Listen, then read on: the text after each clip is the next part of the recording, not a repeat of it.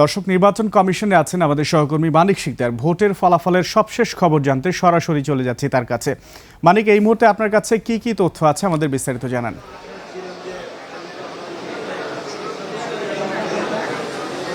আকবর, আপনাকে অসংখ্য ধন্যবাদ। আমরা আছি নির্বাচন কমিশনে 21 টেলিভিশনের যে অস্থায়ী স্টুডিওটি আছে সেই স্টুডিওতে আছে। আমার সাথে আছে সাদাত হাবিবি সেতু, সিনিয়র রিপোর্টার 21 টেলিভিশন।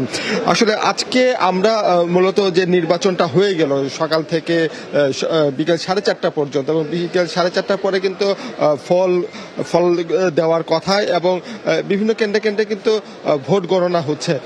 এই বিষয়টা নিয়ে আমরা একটু সেতুর কাছে একটু অভিজ্ঞতাটা জানতে চাচ্ছি। আজকে যে সারাদিনের যে নির্বাচনটা ছিল সেটা আসলে কেমন দেখলেন, এবং ফলাফল যা পাচ্ছি তা আসলে কোন দিকে যাচ্ছে বলে মনে হচ্ছে? আচ্ছা, এটা বলা তো আসলে কঠিন ফলাফলের ব্যাপারটা, কারণ আমরা আসলে এখন পর্যন্ত শুধুমাত্র হাসনাত আব্দুল্লাহর যে আসনটি, সেই আসনটিতে একটা বড় রকমের ফলাফল দেখতে পেরেছি। বড় রকমের ফলাফল বলতে অনেকগুলো কেন্দ্র, প্রায় 40%-এর বেশি কেন্দ্র ইতিমধ্যে রেজাল্ট এসেছে, এবং সেখানে হাসনাত আব্দুল্লাহ এখন পর্যন্ত ট্রাক প্রতীকের যিনি প্রার্থী জসিম, তিনি যদিও নির্বাচন ইতিমধ্যে বর্জন করেছেন, তার থেকে প্রায় 3 গুণ বেশি ভোটে এগিয়ে রয়েছেন। এরকম বড় দেখতে পেরেছি। ঝিনাইদহ 1 আসনের ফলাফল ইতিমধ্যেই নির্ধারিত হয়ে গেছে, সুতরাং বিএনপি সেটি পেয়েছে। আর এর বাইরে যদি হেভিওয়েট প্রার্থীর কথা বলি, তাহলে ঢাকা 15 জামাতের আমিরের আসন ডাক্তার শফিকুর রহমান, তার সাথে বিএনপির ধানের শীষের যে প্রার্থী, তার একটা খুব ফাইট রয়েছে, যদিও তিনি এগিয়ে গেছেন শেষ দুটি কেন্দ্রের হিসাবে অনুযায়ী। এর বাইরে তারেক জিয়া, তিনি 2টি আসনে নির্বাচন করছেন, বগুড়া থেকে এবং ঢাকা 17 থেকে, এবং এটি খুব আলোচিত হয়েছে কিছুদিন আগে, একটি ভিডিও ভাইরাল হওয়াকে কেন্দ্র করে। সেখানেও তারেক জিয়া এগিয়ে রয়েছেন। শ্যামা ওবায়েদ ফরিদপুর 2 এগিয়ে রয়েছেন। নাসিরউদ্দিন পাটোয়ারি এবং মির্জা আব্বাস। আজকে সারাদিনে যদি ঢাকার নির্বাচন নিয়ে কোনো বিতর্ক বা যেই আফসোসের ছবিটা আমরা, মানে এইবারের নির্বাচনে তো আমরা খুব একটা সংঘাতে সেইভাবে দেখি না, মানে অনেক জায়গা হয়েছে, প্রত্যেকটি জীবনই মূল্যবান, কিন্তু সেই অর্থে আমরা যেভাবে সংঘাত দেখতে অভ্যস্ত সেরকমটা যেহেতু হয় নাই, সেই ক্ষেত্রে ঢাকা 8-এর উত্তেজনা আজকে আমরা দেখেছিলাম। সেখানে নাসিরউদ্দিন পাটোয়ারি এবং মির্জা আব্বাস, বর্ষিয়ান নেতা, এই দুজনের যে লড়াই, সেই লড়াইটা কিন্তু বেশ জমে উঠেছে। এখন পর্যন্ত আমি যতটুকু হিসাব জানি যে নাসিরউদ্দিন পাটোয়ারি এগিয়ে রয়েছেন, যদিও সব কেন্দ্রের ফলাফল কিন্তু এটি না। আমি যেটা জানতে পেরেছি বা বিভিন্ন জায়গা থেকে আসছে, যেমন মৌলভীবাজারের একটি আসনের কথা আমরা জানতে পেরেছি, সেখানে হাজি মুজিব মৌলভীবাজার 4 আসনে, সেখানে কিন্তু উনি প্রায় বিজয়ীর কাছাকাছি আর কি, উনি অনেকখানি এগিয়ে আছে। এছাড়া আরও বেশ কয়েকটি আসনে আমরা দেখতে পেলাম যে বিএনপির যে প্রার্থীরা আছে তারা কিন্তু অনেকখানি এগিয়ে আছে। জামাত এবং বিএনপির এই যে দুটি মুখোমুখি, যেহেতু আওয়ামী লীগের মতো একটি বড় দল এবার নির্বাচনে ছিল না, এবং মোটামুটি একটা হাড্ডাহাড্ডি লড়াই হচ্ছিল। এই যে লড়াইয়ের যে বিষয়গুলো, এটা নিয়ে আচরণবিধির লঙ্ঘনের ঘটনা হয়েছে, এই বিষয়টা নিয়ে আপনি আসলে মাঠ পর্যায়ে কেমন চিত্র দেখেছিলেন বলে আপনার কাছে মনে হয়?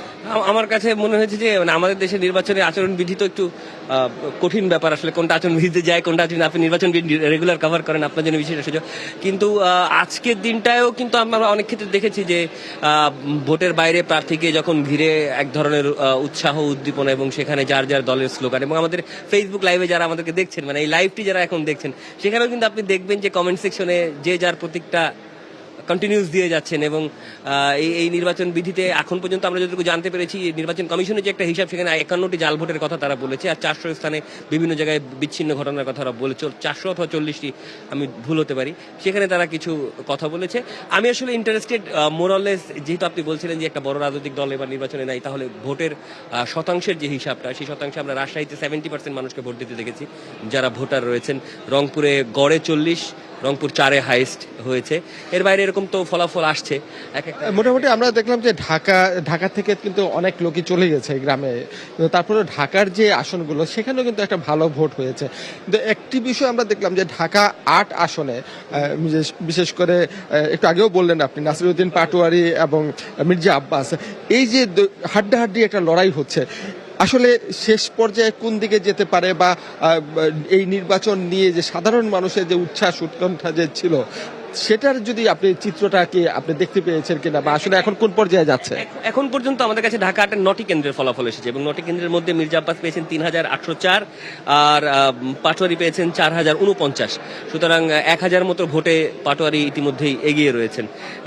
সুতরাং এইটা যদিও মাত্র 9, মানে 100-র উপরে কেন্দ্র, সুতরাং এখনই আসলে এটা বলা খুব কঠিন। শুধু পাটোয়ারি না, আমরা দেখলাম যে এবার নির্বাচনে তরুণ যে সমস্ত প্রার্থী আছে সেই সমস্ত প্রার্থীরা যেমন সার্জিস, হাসনাত বা শুধু যে এনসিপি বা 11 দলীয় জোটের না, অন্যান্য যে তরুণ প্রার্থী যারা আছে তারা তাসনিম জারা এবং হাবিব ধানের শীষের প্রার্থী, তাদের মধ্যে এখন সম্ভবত 3টি কেন্দ্রের ফলাফল এসেছে, 2টি কেন্দ্রে হাবিব এগিয়ে রয়েছেন, 1টি কেন্দ্রে তাসনিম জারা এগিয়ে রয়েছেন। সুতরাং একটা সেখানেও এক ধরনের ফাইট, আমরা আপনি যেটি বলছিলেন তরুণদের ভোটের ব্যাপারটা, সেইটা রয়েছে। নাহিদের আসনে এখনো কিন্তু স্পষ্ট কোনো এখন পাইনি। আমরা হয়তো এই আলোচনা আরো করব, আমরা আরো তথ্য জানাবো। আমরা আকবরের কাছে ফিরে যেতে চাই, তার আগে একটা তথ্য জানিয়ে রাখতে চাই যে ইসি থেকে কিছুক্ষণ পর হয়তো আমাদেরকে একটা ব্রিফ করা হবে, যে ব্রিফিংটা করার কথা ছিল কিন্তু বিকেল 5টার দিকে, কিন্তু এখন পর্যন্ত সেটা হয়নি। সেটা যখন হবে তখন আমরা সরাসরি চলে যাব আবার স্টুডিওতে, এখান থেকে আমরা চলে যাব। এর আগে আমরা এবার ফিরে যাচ্ছি আকবরের কাছে। মানিক, আপনাকে ধন্যবাদ।